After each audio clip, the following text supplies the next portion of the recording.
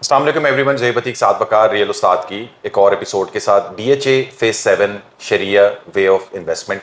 इस वीडियो में हम ये जिस कॉन्सेप्ट के ऊपर बात कर रहे हैं शरिया वे ऑफ इन्वेस्टमेंट की, ये ओवरऑल पूरे पाकिस्तान के रियल स्टेट के ऊपर अप्लाई होता है, बट हम स्पेसिफिकली इसकी बात डीएचए और बहरिया के हवाले से आपको समझाने की कोशिश करेंगे इस वीडियो के अंदर।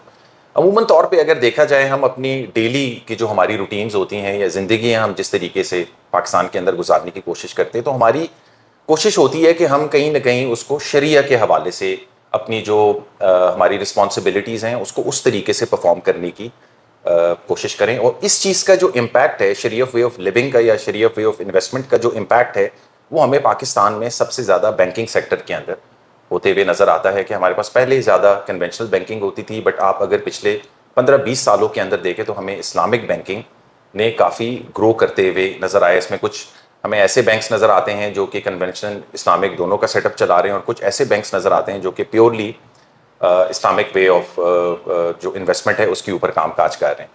बट हम अमूमन रियल स्टेट की बात करते हैं, आज की इस वीडियो में भी हमने रियल स्टेट की बात करनी है। और रियल स्टेट में हम ये देखते हैं कि जो शरिया वे ऑफ इन्वेस्टमेंट है वो किस तरीके से अप्लाई होती है रियल स्टेट के ऊपर।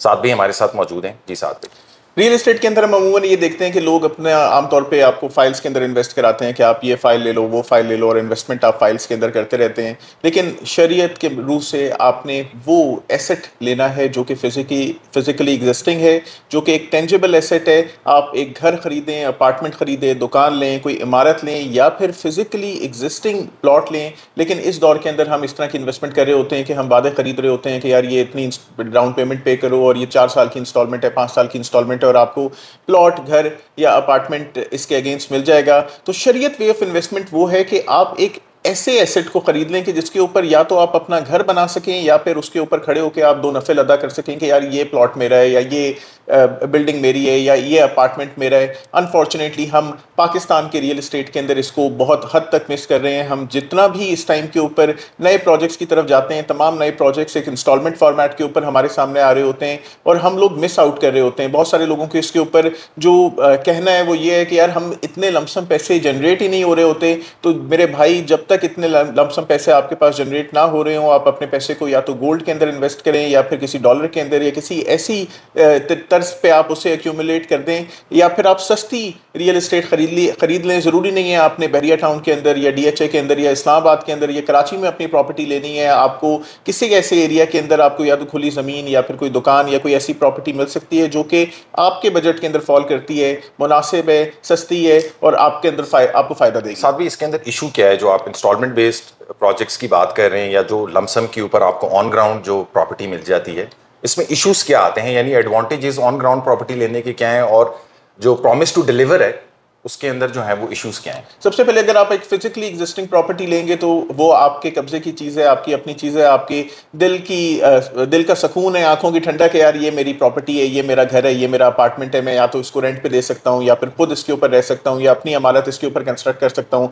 अगर मार्केट का उतार चढ़ाव उसे हिट भी करता है तो वो इतना मेगा या इतना ज़्यादा हिट नहीं करेगा। मुमकिन है अगर आपने किसी प्रॉपर्टी को 20 लाख रुपए के अंदर लिया हुआ है तो 20 लाख तो वो आपको मरते मराते दे ही जाएगी, और आपको वो उतना नुकसान नहीं दे रही होगी कि कोई उसके कह रहा हो कि यार वो तो एग्जिस्ट ही नहीं करती, या वहाँ पे तो 20,000 फाइल्स हैं या 30,000 फाइल्स हैं, या पता नहीं उसको सोसाइटी कब बनाएगी। तो वो बकब्जा जो एसेट है उसको आप कुछ भी कर सकते हैं। इवन एक डेड मार्केट के अंदर आप उसके ऊपर कुछ कंस्ट्रक्शन करके आप उसे बेच सकते हैं या फिर आप उससे रेंट जनरेट कर सकते हैं, और वो आपको ज़्यादा नुकसान नहीं देती। और अगर किसी एरिया के अंदर डिमांड सप्लाई हिट कर जाए तो फिर तो आपकी प्रॉपर्टी को नीचे आने का कोई मकसद ही नज़र नहीं आता। वो डेफिनेटली ग्रो करती है वक्त के साथ, चाहे वो रेजिडेंशियल कमर्शियल प्रॉपर्टी हो। लेकिन अगर आप फाइल्स लेते हैं, आज के दौर के अंदर हम फाइल्स को इस तरीके से देख रहे हैं कि फाइल्स इस टाइम के ऊपर, अगर मैं पिंडी इस्लामाबाद की मार्केट्स की बात करूं, ओवरऑल डिफरेंट हाउसिंग सोसाइटीज़ की बात करूं, तो फाइल्स अपने अटमोस्ट पोटेंशियल से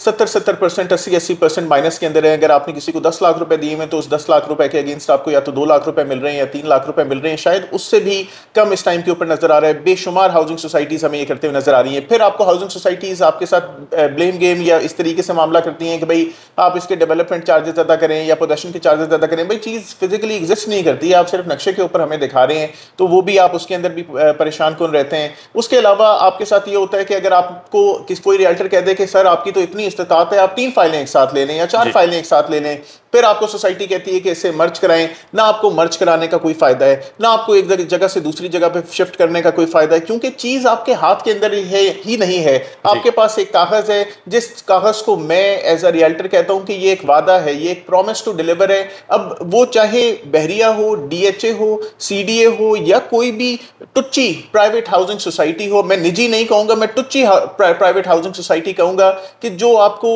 वो वादा तो बेच देती है लेकिन उसके बाद डिलीवरेंस की कोई उम्मीद नहीं होती, कोई डिलीवरेंस नहीं होती उसकी। और ये फाइलों के अंदर बहुत ज्यादा नुकसान है और अल्टीमेटली बहुत सारी सोसाइटीज तो अभी हम सरचार्ज के ऊपर भी इसमें बातचीत कर रहे थे। इंस्टॉलमेंट बेस्ड प्रोजेक्ट्स की अगर मैं बातचीत करता चलूं कि जी आप जब किस्तें नहीं जमा करा रहे होते या डेवलपमेंट चार्जेस नहीं जमा करा रहे होते तो ज्यादातर हाउसिंग सोसाइटीज आपके ऊपर सरचार्ज लगा देती हैं, और इसको भी आप कह रहे थे कि यार ये भी इंटरेस्ट के उसके अंदर बिल्कुल। मैं इसको इस हवाले से देखना चाह रहा था कि देखें, हम बैंकिंग सेक्टर के अंदर भी, इस्लामिक बैंकिंग के अंदर भी हम लूप होल्स देखते हैं कि इवन अगर आप एक गाड़ी बैंक से लीज कराते हैं तो उसके अंदर भी 1 साल तक आप कायबोर अदा करते हैं, यानी वो एक सूद के जुमरे के अंदर आता है। और हर जगह कहीं ना कहीं आप जितना भी ये कन्वेंशनल सिस्टम से आप एक इस्लामिक सिस्टम की तरफ जाना चाहें तो उसके अंदर कुछ ना कुछ लूप होल्स हैं। अगर रियल एस्टेट के अंदर भी मैं देखता हूं कि आप एक इंस्टॉलमेंट बेस्ड एसेट खरीदते हैं, आपने डीएचए के अंदर, बहरिया टाउन के अंदर मुताद्दद हाउसिंग सोसाइटीज अराउंड पाकिस्तान आपने कुछ प्रोडक्ट लिया होगा, और अगर आपकी किस्तें लेट हो जाती हैं तो आपने ये देखा होगा कि उसके ऊपर 1000, 2000, 10,000 रुपए जो सरचार्ज लग जाता है। ये सरचार्ज काइबोर के बेस्ड के ऊपर लगता है, यानी कितना आपने दिया, कितना आपको देना चाहिए था, और फिर उसके एतबार से उसके ऊपर एक सरचार्ज अमाउंट लगना शुरू हो जाती है। हम अनफॉर्चुनेटली पाकिस्तान के अंदर 100% तो कहीं पे भी इस्लामिक वे ऑफ इन्वेस्टमेंट या रियल एस्टेट को उस तरीके से नहीं देख रहे। रियल एस्टेट का इस्लामिक तर्ज ये है कि आप अगर कोई प्रॉपर्टी या कोई हाउसिंग सोसाइटी बेचना चाहते हैं तो आप उसको 100% बनाएं, और या फिर कंप्लीशन के इतना करीब कर लें कि आपने उसको 50% लोगों के प्लॉट्स तैयार कर लिए हैं, और रिमेनिंग 50% के आप उनसे कहें भाई आप हमें इतनी डाउन पेमेंट दें और बाकी आपका प्लॉट ये है, आपका घर ये है, आपका प्रोडक्ट ये इतने टाइम में डिलीवर हो जाएगा, इतने टाइम के अंदर बन जाएगा, क्लियर टाइम लाइन्स के साथ। अगर कोई आपका पैसा नहीं आपको अदा कर रहा, तो अगर आप वाकई इतने ज़बरदस्त कंप्लाइंट सिस्टम के ऊपर आप अपनी बिल्डिंग या अपना सेटअप बना रहे होंगे तो आप लोगों को साफ कह दें कि भाई अगर आपने 3 किस्तें मिस कर दी या 2 कंसेक्यूटिव किस्तें मिस कर दी तो we'll sell your property to somebody else the day आप अल्लाह के प्रिंसिपल्स के ऊपर अपना बिजनेस करेंगे। वाकई आपको उस तरह का बिजनेस आप जनरेट कर सकेंगे जैसा कि आप अमूमन होते हुए नहीं देखते। तो अभी हमने अगर कुरान को स्टडी करें तो उसमें हमें एक ये चीज़ समझ में आती है कि हमें दीन ये एक मशवरा दे रहा है कि जितनी चादर है उतना पैर अपना फैलाएं। तो मोस्टली इंस्टॉलमेंट्स के अंदर ज़्यादातर लोग वो एंटिसिपेटेड अमाउंट की तरफ भी चले जाते हैं कि यार अभी मेरे पास करोड़ रुपए हैं, 2 साल बाद मेरे पास 2 करोड़ रुपए और आ जाएंगे तो मैं ये चीज़ बाय कर लेता हूँ।